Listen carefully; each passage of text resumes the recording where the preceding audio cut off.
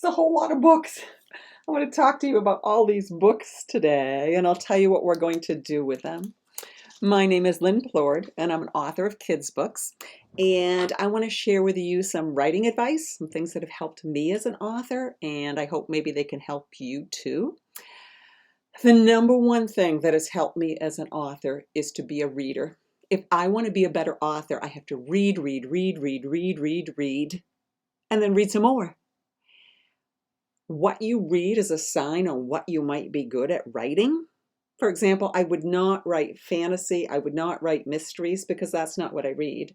I love realistic fiction, so that's what I try to write a lot of the time. I also like to have a little bit of fun, so humor. I also like variety, so that it keeps my interest. So pay attention to what you read because that might be what you're best at writing. When I want to do better with writing something, what I do is I focus right in on one element, and that helps me. So today we're going to talk about beginnings. How can you write good beginnings? And I'm going to ask you to ignore endings, ignore the middle, focus on beginnings.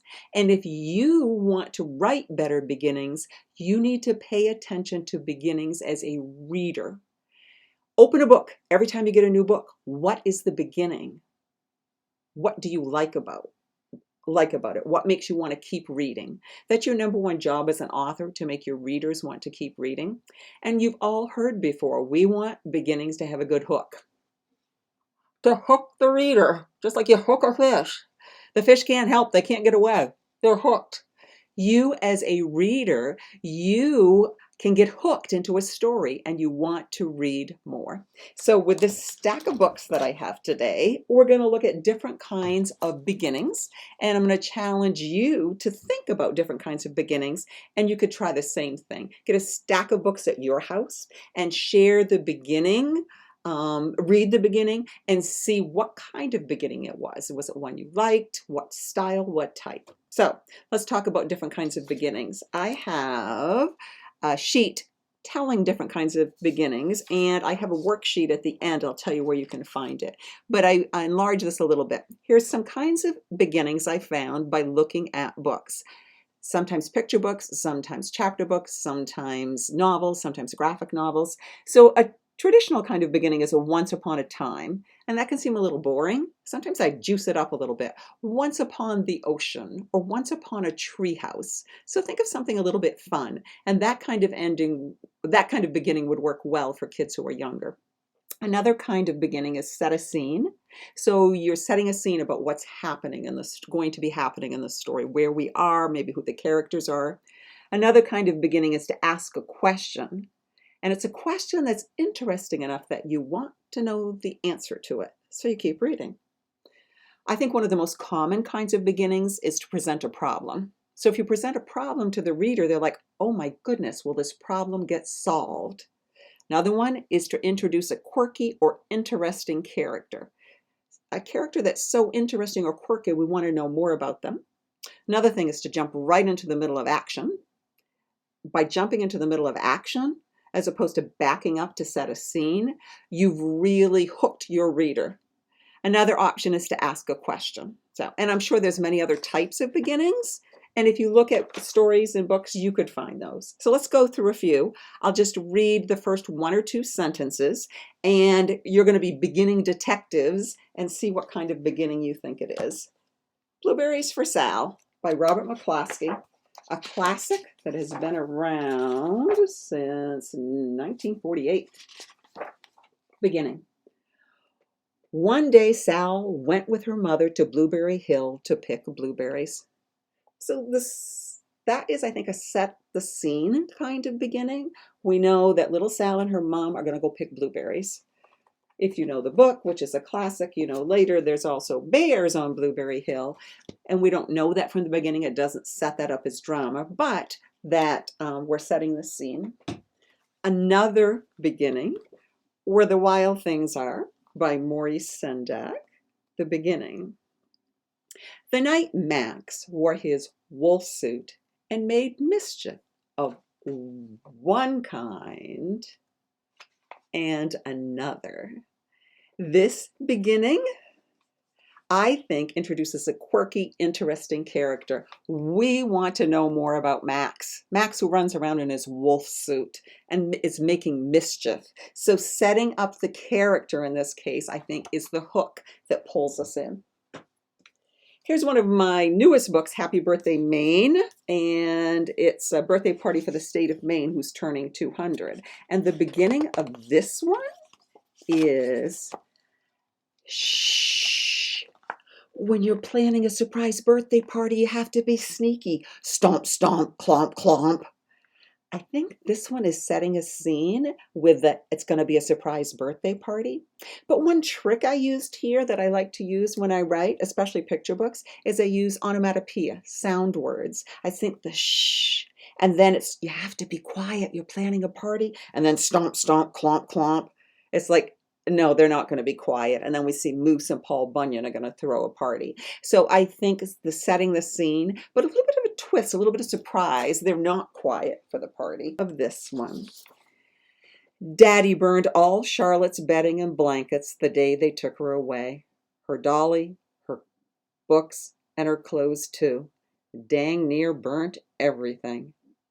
Whoa, what a hook. What a beginning. I want to keep on reading. Why is her father burning all of Charlotte's things? And the next sentence says, and I watched as my sissy's things and my hope of ever seeing her again all went up in smoke. So we know the main character, it's her sister, and all of her things are being burned. It's like, that really gets my attention. I want to know more. Who is this character? But it's more of a problem. It's like, why would a father burn his daughter's things? In my book, Maxies Secrets, I've gotten a lot of feedback on the beginning of this book before. It starts, let's get this part over with. It's no secret. My dog Maxie dies. The fact that a reader knows the dog dies at the beginning of the story, I think that's a hook and it gets the reader's attention. It also lets them know that this character in this book is going to deal with the death of their dog. So there's definitely going to be a problem. The dog dies, and how does the character deal with it? Graphic novels even. This is my graphic novel, The Lost Trail, 9 Days Alone in the Wilderness. And it begins with this character talking to the audience. And it says, it's hard to believe more than 70 years have passed since I gave death a long, hard stare. There's no way I should have survived that 1939 run-in with Mount Katahdin, those 9 days alone in the Maiden Wilderness, but I did. I lived my own personal miracle when I was only 12 years old. This was a dear friend of mine, Don Fendler, and he really was lost on Mount Katahdin in 1939 as a 12-year-old kid, and he survived it. And he was a friend of mine, so it's his story, and I interviewed him and wrote it, and then Ben Bishop illustrated it since it is a graphic novel. But that beginning, that you want to know more about that character because he, as a 12-year-old all those years ago, survived being lost on Mount Katahdin. My picture book, Wild Child. So in Wild Child, the beginning of that says, time for bed, Mother Earth said. Not for a while, said her wild child. That's definitely a problem beginning.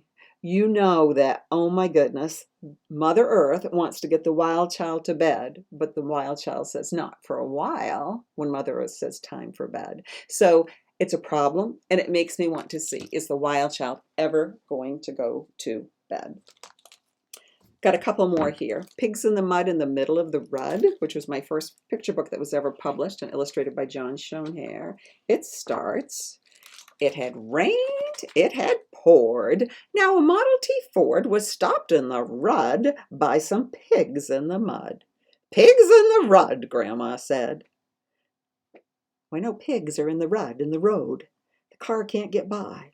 So the beginning lets us know there is a problem in this story. Will the pigs ever move? Will the car be able to get by? And if anybody knows this book, it's not just pigs, then there's hens and sheep and bulls on the road. So it definitely leads to a problem that gets to be a bigger problem. Last one I have in my stack, Baby Bear's Not Hibernating, that I wrote and Terry Widener illustrated it. And it starts. I'm staying awake the whole winter, said Baby Black Bear. I think that is a couple of things. I think it lets you know there's a problem because black bears hibernate in the winter. So the fact that Baby Bear is going to stay awake the whole winter is a problem. But I also think it gives us a taste of the character from the beginning. Baby Black Bear is an independent bear and is swinging from the tree, and it's like, you can't tell me what to do, Mama and Papa Bear. I'm going to do what I want to do. All right, you get the idea. We went through some quickly. It does not to look at stacks of books and figure out beginnings and what kind of beginning it is, why it pulls you in. So I challenge you to think of different kinds of beginnings. And remember, some of them will be combinations. And then I challenge you, after you've studied beginnings as a reader, to try writing beginnings. Only beginnings. Get yourself a notebook and write another beginning and another beginning. Try to write one for each kind of beginning that I showed you in this lesson. See if you can. Don't worry about writing the rest of the story. You may never write it. I write beginnings all the time because it's almost like exercising. Like you might want stronger arms, so you lift some weights. Well, you want stronger beginnings to your story, so you only write beginnings, and it will help you with your writing if you do write better beginnings.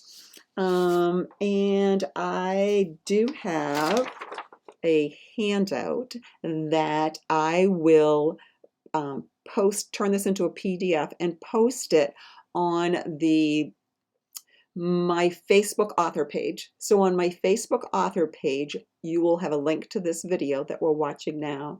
And then in the comments, I will leave this beginnings handout so that teachers, students, families can print it off, and you'll have all the information we talked about today for beginnings.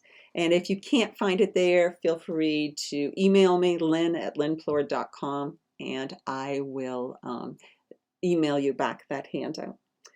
All right, we talked about beginnings. The end.